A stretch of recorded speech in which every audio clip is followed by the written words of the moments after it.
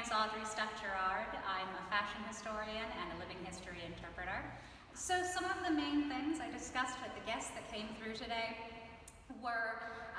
of course, why taxes began to be placed on the colony's 60s, and then the measures that people took either as large-scale merchants, refusing to import any British goods, or on a smaller scale, such as working class, middle class, and upper class women starting to make their own homespun fabrics. Now,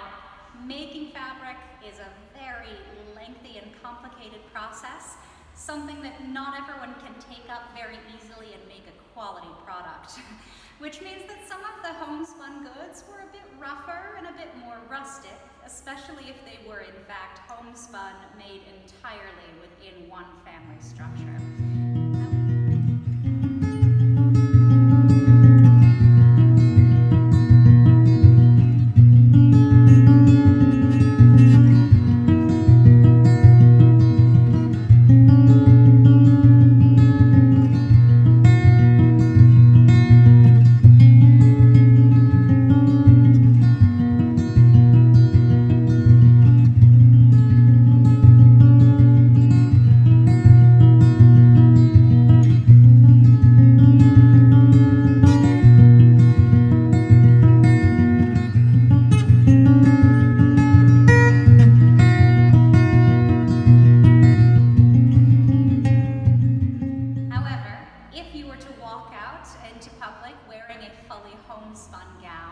Regardless of whether it was a bit slubbier, it didn't hold dye quite as well, or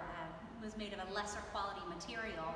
if your neighbors saw you in that circumstance, they would see that you had invested your money and your time into a locally made good. It was a way of expressing your political ties and your beliefs, your virtues and your goals by what was being worn. Here in front of me I have a gown that I'm working on, which is made of homespun, a very rough, undyed, plain weave linen. Now, even though the material is rougher, it's made in almost the exact same manner as you would with any of the other gowns we have. My own printed cotton gown has the same back piece as do our